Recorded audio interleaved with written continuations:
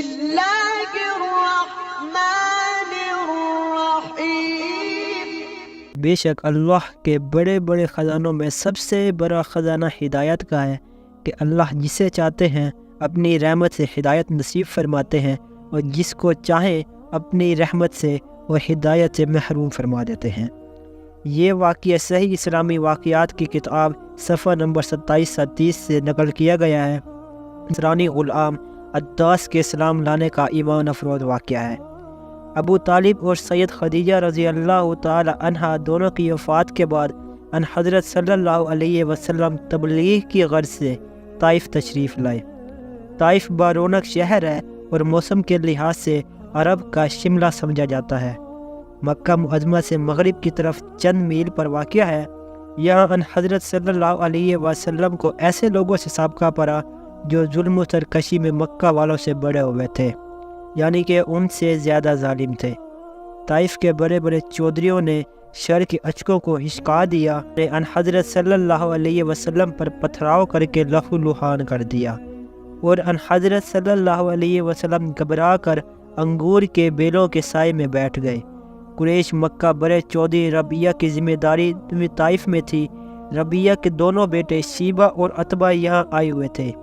رسول اللہ صلی اللہ علیہ وسلم کو اس حال میں دیکھ کر انہیں ترس آ گیا اور اپنے عیسائی غلام عداس کے ذریعے پلیٹ میں انگور کے گوشے رکھ دیے۔ ان حضرت صلی اللہ علیہ وسلم نے بسم اللہ پڑھ کر تناول فرمانا شروع کر دیا۔ جب حضرت محمد صلی اللہ علیہ وسلم نے بسم اللہ پڑھی تو عداس کو بہت تعجب ہوا اور اس نے عرض کیا، اے صاحب، اس بستی کے رہنے والے تو یہ کلمہ نہیں پڑھتے، خدا را مجھے بھی اس کی حقیقت بتائیے۔ رسول اللہ صلی اللہ علیہ وسلم نے ارشاد فرمایا، تمہارا وطن کہاں ہے اور مذہب کیا ہے؟ عداس نے کہا، میرا وطن نینوا ہے اور مذہب نصرانی ہے۔ رسول اللہ صلی اللہ علیہ وسلم نے فرمایا، وہی نینوا جہاں ایک مرد سالہ یونس بن متی پیدا ہوئے۔ یاد رہے کہ حضرت یونس علیہ السلام بھی اللہ کے رسول تھے۔ عداس، یونس بن متی کو آپ کیسے جانتے ہو؟ رسول اللہ صلی اللہ علیہ وسلم نے ارشاد فرمایا، یونس نبی میرے بھائی تھے، میں بھی نبی ہوں۔ رسول اللہ صلی اللہ علیہ وسلم کی زبان سے یہ کلمہ ابھی پوری طرح ادا نہ ہوا تھا کہ عداس نے سر سے پاؤں تک رسول اللہ صلی اللہ علیہ وسلم کے روئے روئے کو بوسہ دیا۔ شیبہ یہ منظر دیکھ رہا تھا، اس سے رہا نہ گیا۔ غلام واپس لوٹا تو کہا، اے بدنصیب، تو اس شخص سے کس غضب کی عقیدت کا اظہار کر رہا تھا؟ عداس نے کہا، اس وقت دنیا جہان میں یہ شخص سب سے بہتر ہے، اس نے مجھے ایسی باتیں بتائی جنہیں دوسرا جان بھی نہیں سکتا۔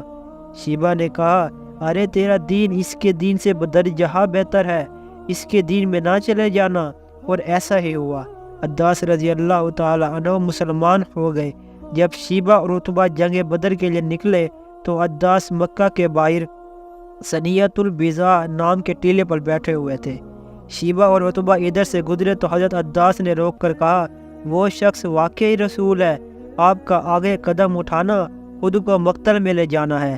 مگر شیبہ اور عتبہ کی تقدیر میں اپنے سر غنہ ابو جہل سے ہم بغل ہو کر بدر کے اندھے کنویں کی نجس موت درج تھی، اور دوسری طرف عداس رضی اللہ تعالی عنہ کے مقدر میں بدر کی شہادت کا عروج تھا، اور حقیقت میں ایسا ہی ہوا۔